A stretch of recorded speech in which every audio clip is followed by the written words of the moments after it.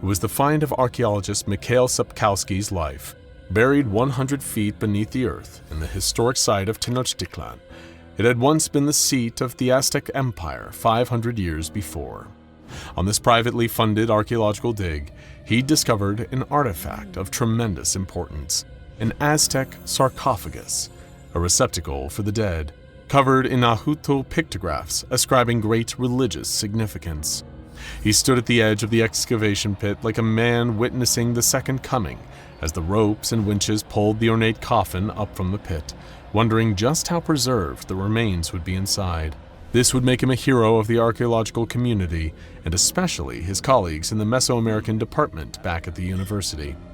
Soon enough, the sarcophagus was up on the ground in front of him, and he was delicately putting on his rubber gloves as the workmen and fellow academics surrounded him. Of course, they were going to open the sarcophagus here and now, because if some particularly well-preserved remains were inside, it would only increase the worth of the find. "And with this, gentlemen," he said, reaching down to the lid and trying not to let his hands shake with excitement, "we etch our names into the pages of history." As he lifted the lid, the smile immediately fell from Mikhail's face and from the faces of everyone around him as they saw what was waiting inside. Then, the screaming started. The SCP Foundation sent a mobile task force to investigate the incident the next day, after nobody at the dig had been in contact with their loved ones. They found what looked like a horrific massacre. Everyone at the dig had been butchered, their corpses laying around in various states of terrible mutilation. And there, amongst it all, was the Aztec burial sarcophagus that would later become known as SCP-308. The mobile task force in attendance was wearing heavy-duty tactical armor with gas masks and each wielding assault rifles with a high rate of stopping power. Only one of them, Agent Cassie Waters, stepped forward to actually open the sarcophagus, while the rest hung back and leveled their rifles in the coffin's direction. She opened it with a soldier's confidence, not the sheepish, nervous lift of an academic who'd spent decades looking at diagrams of objects like this in their dusty old books.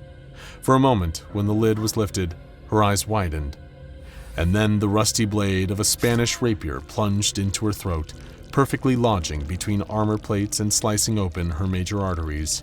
She immediately fell back, choking on her own blood, as the fingers of her comrades curled around the triggers of their weapons. Something was rising out of the sarcophagus, face twisted in rage, eyes ancient and yellow. It was a tall, emaciated man with gnarled features and wrinkled skin, dressed in the skin of a spotted jaguar with an impressive headdress of fluttering feathers. In one hand, he held an Aztec macahutil, a long, polished club with sharpened chunks of obsidian sticking out of the sides. In the other, the blood-stained Spanish rapier that he just used to give Agent Casey Waters' carotid artery some air. Before the shooting began, the task force members even noticed the bleeding wound on the left side of the Jaguar warrior's chest. The blood that had soaked into the animal pelt costume had gone black with age, a deep, all-consuming black. Just like the YouTube subscribe button. You should hit that button underneath this video right now if you enjoy getting exciting new videos about the SCP world. Back at the dig site, the Jaguar warrior lunged in at the group, screaming like a maniac. One of the mobile task force operatives fired a perfectly executed shot at the side of the man's head, blowing a hole straight through the other side. This seemingly did nothing to stop the warrior, who brought down his macahutli onto the other task force members' heads. It shattered the helmet and brought the unforgiving obsidian edge straight down into the unlucky soldier's skull, killing him instantly. But even with two members of their team dead, the task force operatives were trained to keep their cool and respond quickly in chaotic situations. Intuiting now that the headshot wasn't going to be effective, the others switched their weapons to full auto and unleashed a barrage of rounds into the chest of the Jaguar warrior, ripping his torso to shreds. The wizened monster of a man collapsed to the ground, dead at last, as carbon dating and an autopsy would soon tell them. He'd been alive, well, with some caveats there beneath the earth for over 500 years, just waiting in the dark. And he really wasn't all too pleased with anyone interrupting his highly ineffective beauty sleep. This was the extremely eventful discovery of SCP-308, the Aztec burial sarcophagus, a 5th-century-old safe-class anomalous object that presents one hell of a monkey's paw deal to anyone who wants a second chance at life after an unfortunate death. This sarcophagus will bring you back from the dead if you're placed inside, but this is a deal with some truly horrific strings attached. Be sure to let us know if it's something you'd try out by the end of the video if you yourself met a sticky end. The first and most minor of the caveats attached to SCP-308, if you want to take advantage of its resurrection abilities, you need a heart for it to work. And we don't mean you need to be a nice person, we mean that your literal heart needs to be relatively intact in order for the device to bring you back from the dead. It makes sense if you think about it. In the Aztec worldview, the heart was the center of the being. It's why Aztec high priests would cut out the hearts of their sacrifices and offer them up to the gods. This principle holds so true that in one experiment, when the SCP Foundation placed a human heart into the sarcophagus, the heart started beating on its own. The second and much more major caveat attached to being resurrected by SCP-308 is that it will bring you back from the dead, but it won't heal you. What exactly do we mean by that? Well, thanks to some Foundation studies that involve some extremely loosey-goosey approaches to the concept of human ethics, we're able to give you some very specific examples of this. One subject was someone who'd been killed by cyanide poisoning, and we mean extreme cyanide poisoning, like over 100 times what is roundly considered to be a fatal dose. After a swift but pretty painful death, the corpse was placed inside SCP-308 and brought back to life. But because cyanide poisoning killed them, they were doomed to spend the rest of their new unnatural existence experiencing the symptoms of acute cyanide poisoning: shortness of breath, drowsiness, headache, and cyanotic skin. Kind of like suffering from an extremely horrific chronic illness with no end in sight. Still hungry to know more? Maybe you'd fit in well with the work culture of the SCP Foundation. They took another subject and cut several of their major arteries, allowing them to bleed and effectively drip-drying them. Their exsanguinated corpse was then placed inside the sarcophagus to benefit from the restorative effects, and they were indeed brought back to life, though they looked extremely pale. While their heart was confirmed to still beat, they didn't have a pulse and experienced extreme pain in the areas where they'd been wounded during the test. Still, despite seemingly having, well, just a critical lack of blood in their body, they never actually died of those causes. In fact, when you're brought back to life by SCP-308, as the Mobile Task Force found with our extremely cranky Jaguar warrior, the only thing that can actually put you down for good is major cardiac trauma. Destroying the heart is your only path to success here, and it might be an option that looks pretty good to you if your method of death was painful or debilitating enough that continuing to live with that pain for potentially hundreds of years doesn't seem like a cheery prospect for you. But if none of this holds a candle to the sheer existential horror of non-existence for you, then I should probably let you know that there's actually one more major caveat at play here.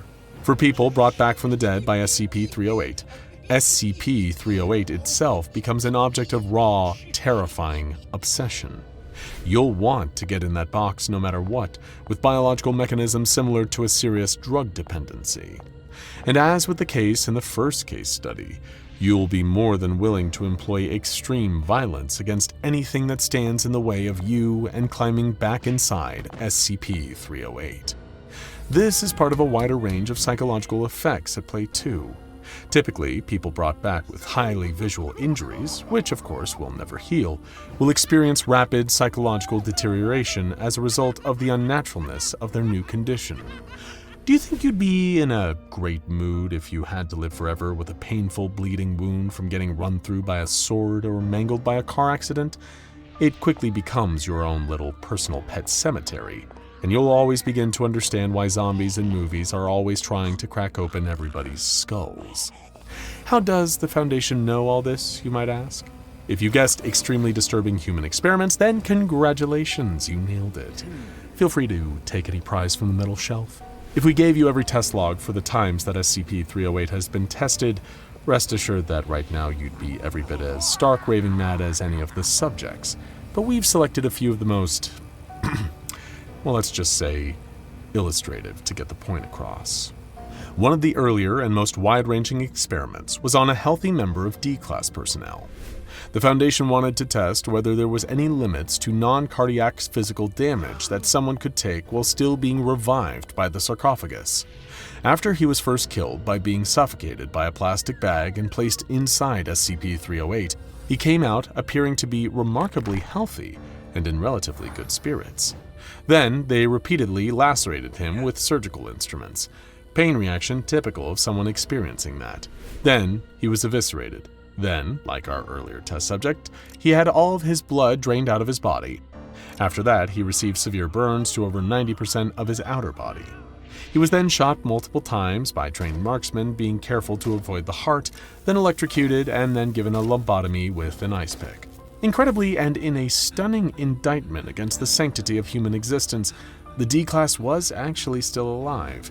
He was only terminated when, while lying prone, a member of staff physically crushed his heart with a blow from a sledgehammer. If they wanted to do that and save all of this effort, they really should have just gotten my ex in there with him. Call me Sarah, we can still make it work. I still love you.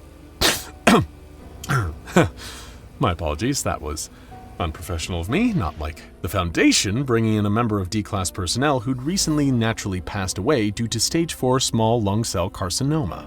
He was brought back to life, and as was expected, despite it being unable to kill him, the progression and symptoms of his cancer simply worsened. After 3 days, the tumors had grown so extensively in his lungs that he was no longer able to breathe, but he still remained conscious. The tumors then spread to his renal system, creating large and extremely painful growths there. Within 19 days, secondary tumors began to grow into and out of the D-Class's eyes, blinding him as other tumors bloomed and bred inside his brain. Within 52 days, tumors actually took up over 70% of the resurrected D-Class's body mass, and only killed him again in the end because the cancer actually spread to and destroyed his heart. Which, again, seems to be truly the only way to kill someone brought back by SCP-308. To find out some of the more extreme possibilities, researchers carefully removed a D-Class's head from their body, but crucially did not detach any of the veins or arteries connecting the head to the heart. As your worst nightmares may have already predicted, this person did indeed come back to life, experiencing both an extreme state of pain and mortal terror at this new living situation. If you can really call something like that living. In case you were curious, applied painkillers had no effect, and of course the lower body was paralyzed due to the severed spinal connection from the brain to the rest of the body. He's still alive and research is ongoing. In order to perform a proper debrief, one of the chief uses of SCP-308 these days, Agent Casey Waters was also brought back from the dead. She was given a text-to-speech device so that the Foundation could interview her about the incident that led to her death, while also giving her the courtesy of a week to tie up her loose ends here on Earth. That small act of kindness would go on to bite everyone in the behind, as over her week of existence, Agent Waters, of course, became obsessed with the sarcophagus. When her requests to spend more time inside it were denied, she murdered a technician to get back to it again. She was then put down by one of her old colleagues with an expertly placed bullet to the heart. And a study that I find particularly interesting placed a D-Class who died of myocardial infarction inside the sarcophagus, only to find a gory sight when the anomaly was opened. There, on the inside, the D-Class remained dead, his heart seemingly ripped out and positioned on his lower body. The heart, interestingly, was beating. Consulting the man's medical records to try and assess why this had happened, the Foundation researchers discovered that years ago, he'd been given a heart transplant after a near-fatal accident. So I guess now we know, if you want to get brought back by SCP-308, you don't just need a heart, you need your heart. Now go check out SCP-5555, O5 Council's secret mass grave filled with anomalies, and this is worse than Lyme disease, SCP-1655, for more.